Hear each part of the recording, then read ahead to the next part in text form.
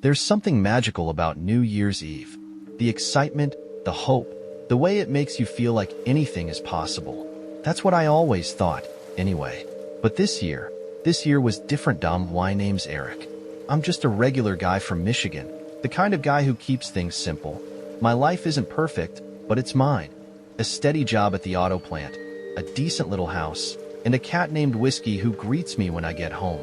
Nothing flashy, just fine. But this New Year's, I wasn't home.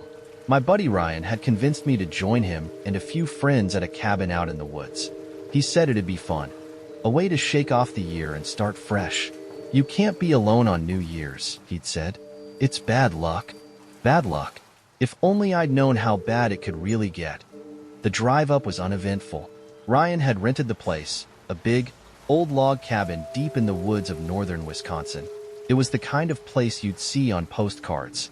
Tall pines, snow blanketing the ground, and a frozen lake shimmering in the distance.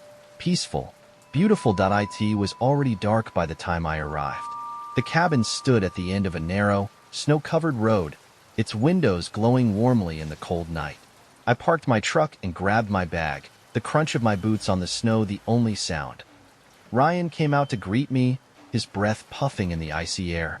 "You made it," he said, clapping me on the back. "Come on, everyone's inside." The others were already settled in. Lisa, Ryan's girlfriend, who was busy setting up snacks, Mason, a guy I vaguely remembered from college, and Rachel, a friend of Lisa's I'd met once or twice. They were all laughing, drinking, and talking about resolutions for the new year. It felt good to be around people, to forget about the lonely routine of my life for a while. By 10 p.m., the party was in full swing. The fire crackled in the stone hearth, and someone had put on a playlist of old rock songs. We drank, played card games, and joked about the ridiculous resolutions we'd probably never keep. Then, just before midnight, Lisa brought out a strange little box. The box was old, made of dark wood with intricate carvings along the edges. It looked like something you'd find in an antique shop or a dusty attic. Lisa set it down on the table with a grin. "What's that?" I asked, leaning forward. "It's a wish box," Lisa said. "I found it at this weird little shop downtown. The guy said it's supposed to grant wishes if you use it on New Year's Eve." Ryan rolled his eyes. "You seriously believe that?" Lisa shrugged. "Why not? It's fun. Besides, it's tradition to make a wish at midnight, right? Might as well do it with some flair." We all laughed, but there was something about the box that made me uneasy. It felt heavy, like it didn't belong here. Lisa opened the lid to reveal a small piece of paper and a stubby pencil. "Here's how it works," she said. "You write down your wish, put it in the box, and close it. Then, at midnight, you open the box, and your wish is supposed to come true." "Sounds like a bunch of crap," Mason said, but he was smiling. "Come on, it's just for fun," Lisa said. "What's the harm?" One by one, we each wrote down a wish. Mason wished for a promotion. Ryan wished for a bigger house.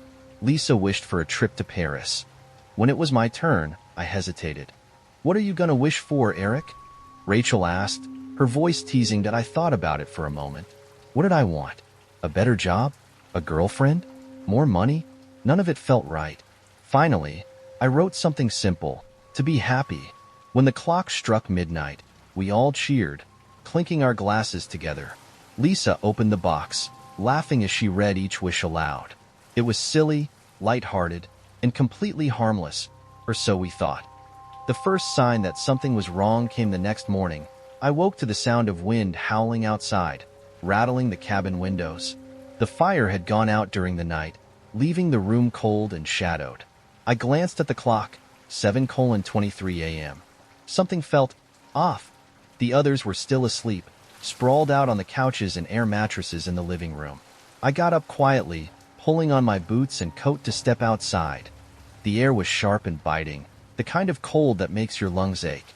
The snow was untouched, except for a strange set of footprints leading away from the cabin. They weren't human, too long, too narrow, and spaced far apart. My stomach twisted. "Ryan?" I called, my voice cracking in the stillness. No answer. I followed the tracks into the woods, my breath puffing in the frigid air. The further I went, the louder the wind seemed to howl, carrying an eerie, almost human sound. It wasn't until I reached the edge of the frozen lake that I saw it, a figure, tall and thin, with unnaturally long limbs and a face I couldn't quite make out.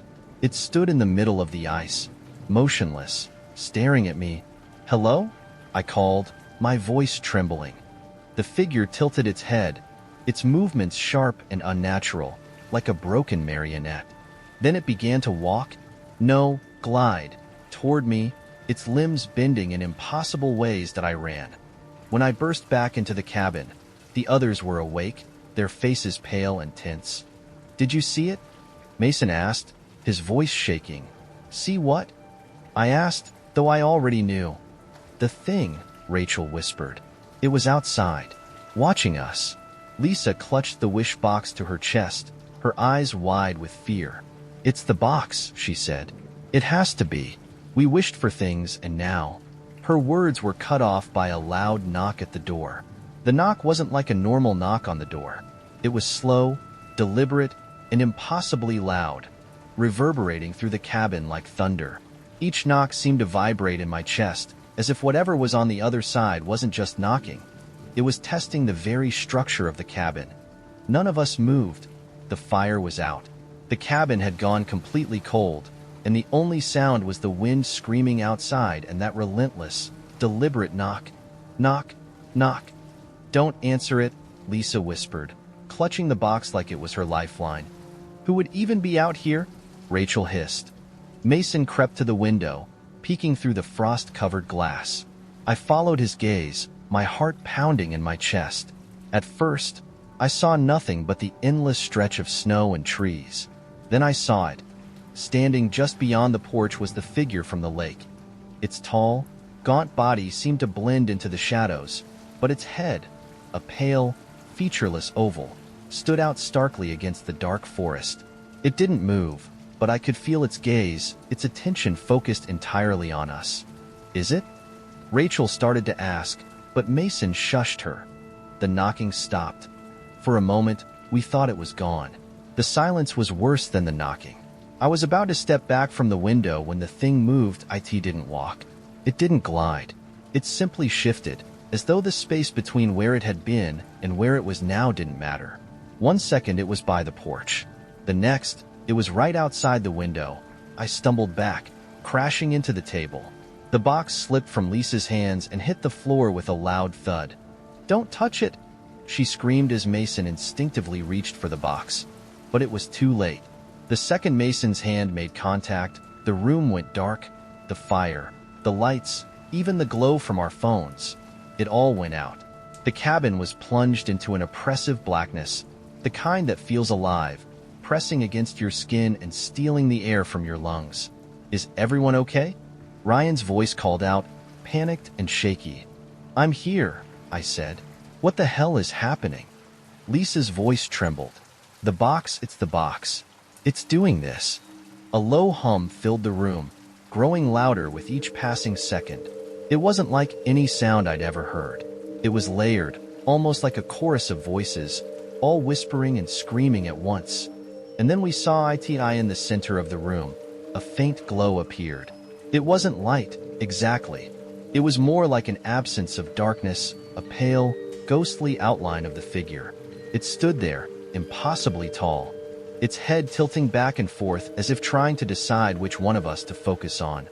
"What does it want?" Rachel whimpered. "It's here for the wishes," Lisa said, her voice barely audible. I think it's here to collect." Before anyone could react, the figure lunged at Mason. It didn't walk or run. It simply was, closing the distance between them in an instant. Mason screamed, his voice high-pitched and guttural, as the figure's long, spindly arms wrapped around him. We all froze, too terrified to move. Mason's body jerked and convulsed as the figure held him, its featureless face pressed close to his.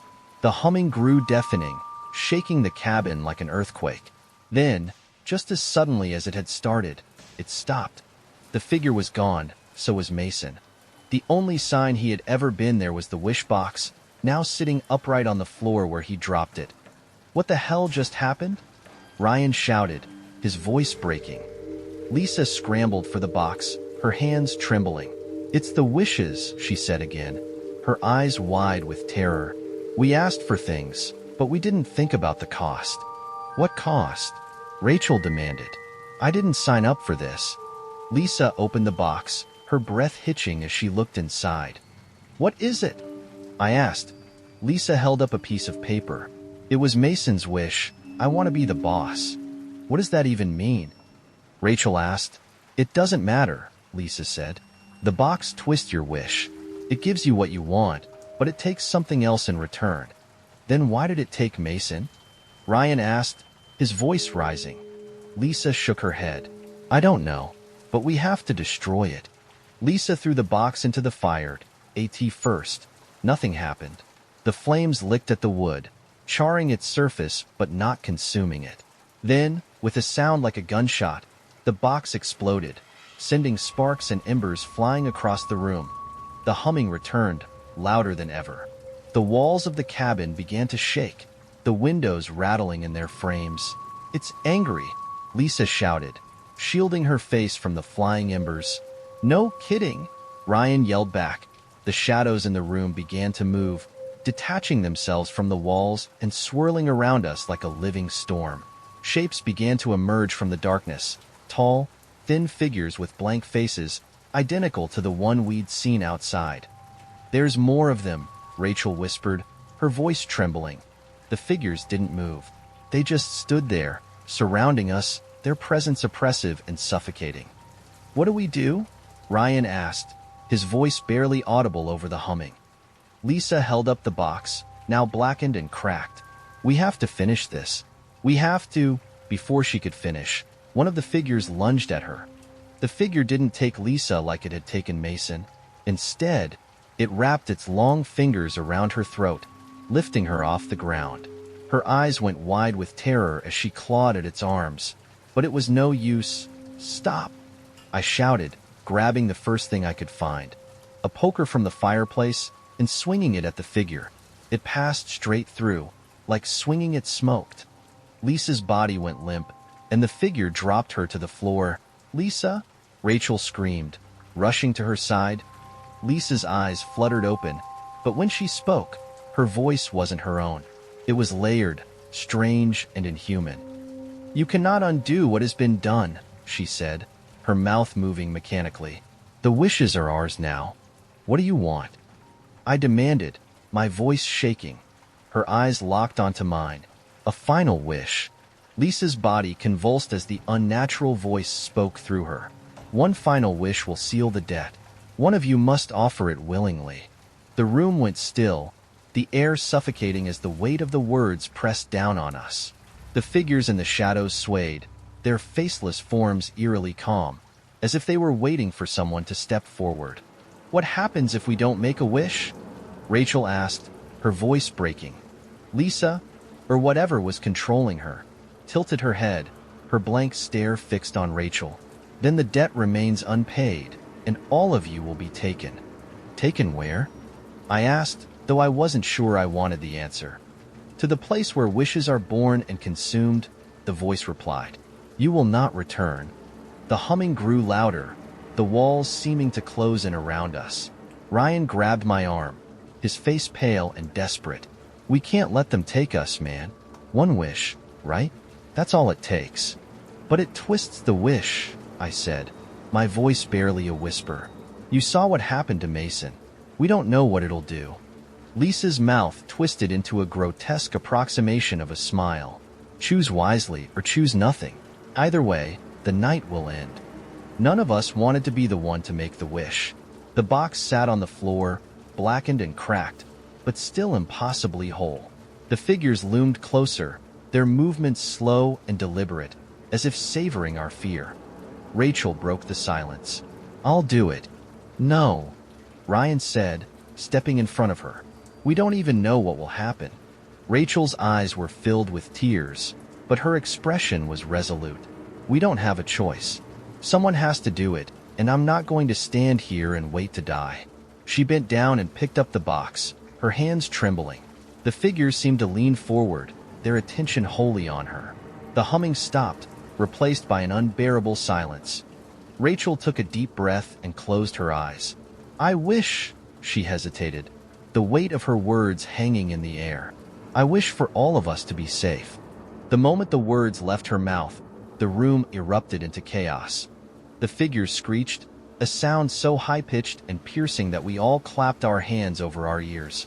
The shadows swirled violently, whipping through the room like a tornado.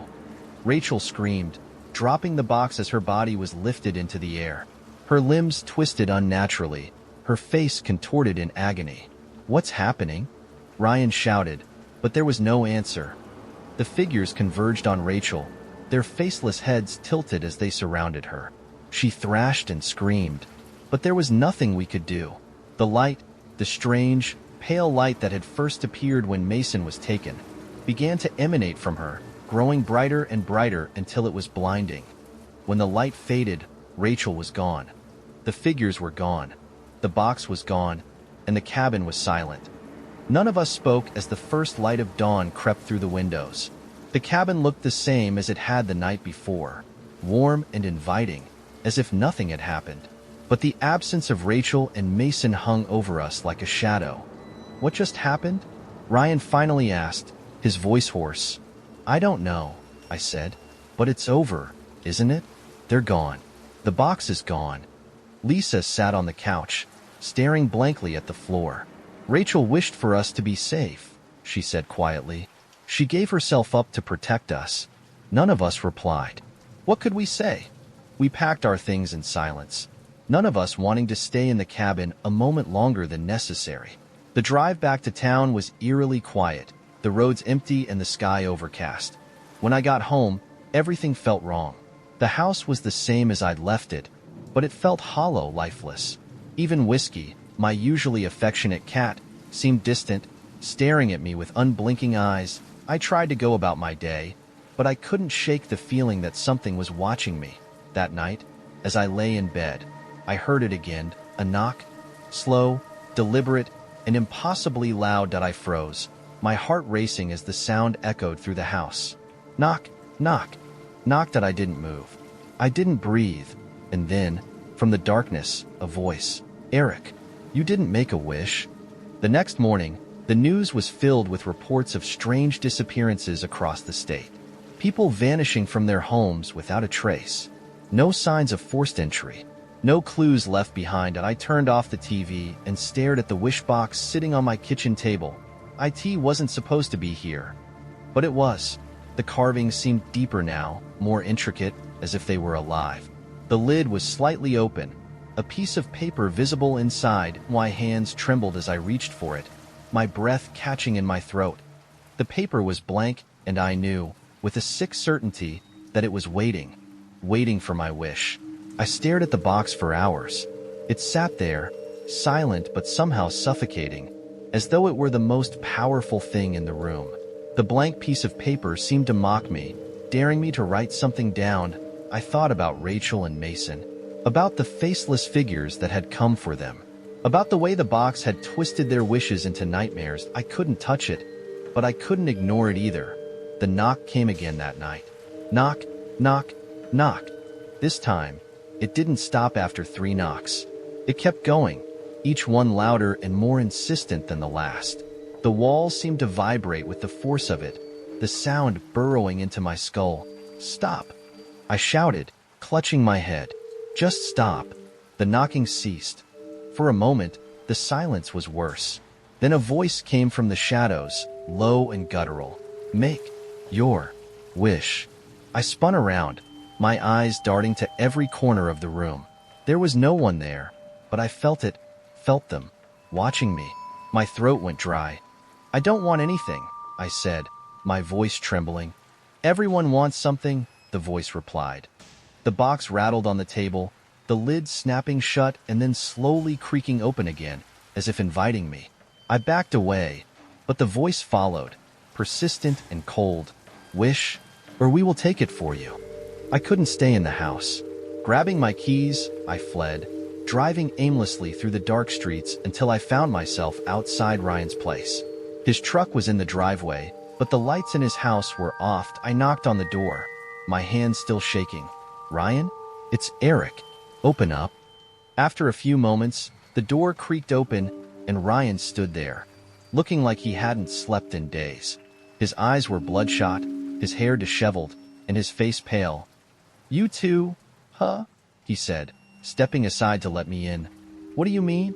Ryan led me into the living room, where a familiar sight awaited me. The wish box. It sat on his coffee table, identical to the one in my house. "They brought it back," he said, slumping onto the couch. "I burned it, smashed it, threw it in the lake. Doesn't matter. It always comes back." My stomach sank. What are we supposed to do? Ryan shook his head.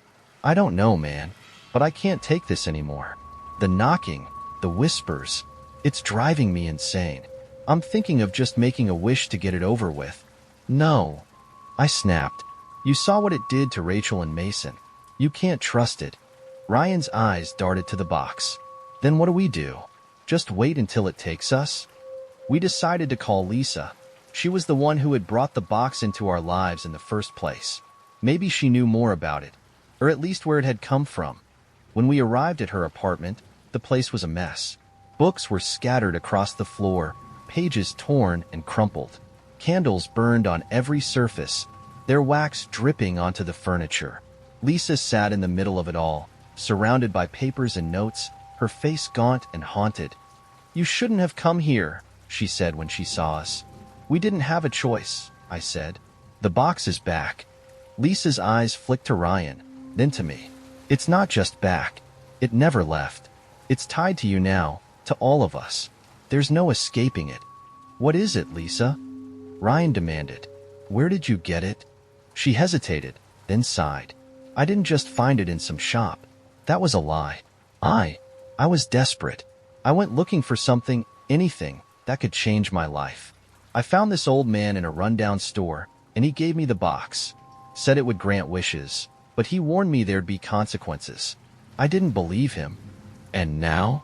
I asked. Lisa's eyes filled with tears. "Now I know it's not just some cursed object. It's alive. It feeds on us, our desires, our fears. The more we resist, the stronger it gets." Lisa showed us a page from an ancient-looking book, the edges singed and the writing faded. It described the box as a vessel of longing, a thing that existed outside of time and space, drawn to people with unfulfilled desires. "There's only one way to stop it," she said, her voice trembling. "How?" Ryan asked. Lisa hesitated. "Someone has to make a wish that it can't twist. A wish so pure, so selfless, that it satisfies the box completely." Ryan scoffed. "And what happens to the person who makes that wish?" Lisa didn't answer, but her silence said it all. "They're taken, aren't they?" I said. Lisa nodded. "But it ends the cycle. For good." We sat in silence, the weight of the decision crushing us. Finally, Ryan stood up, his jaw set. "I'll do it," he said. "No," I said. "We'll find another way." "There is no other way," Lisa said softly. "It's the only way to break the curse." Ryan picked up the box, staring at it for a long moment. Then he opened it, took the pencil, and began to write. "I wish," he paused, his hand shaking. "I wish for the box to never exist." The air in the room changed instantly, becoming thick and oppressive. The box began to hum, its carvings glowing with a sickly light. Ryan screamed as the figures appeared, swarming him in an instant. The last thing I saw was his face, twisted in pain, before the light consumed him. When I opened my eyes, the box was gone. Lisa and I were sitting in her apartment, the mess cleaned up, the candles gone. It was as if none of it had ever happened. "Is it over?" I asked. Lisa nodded, tears streaming down her face. "It's over. But sometimes, late at night, I hear a faint knock. Knock, knock, knock, and I wonder if the box is truly gone, or if it's just waiting for someone new." Ryan made the wish, and for a moment, the room fell silent. The shadows around us recoiled, their forms dissolving into nothing. The box cracked and crumbled, its curse vanishing with a final, eerie hum. But as the dust settled, Ryan collapsed, his body limp. The price had been paid. The curse was broken, but at a cost none of us could undo. We left the apartment quietly, haunted by the memory of what we had witnessed. The box was gone, but a lingering fear remained, one that whispered that some things should never be disturbed.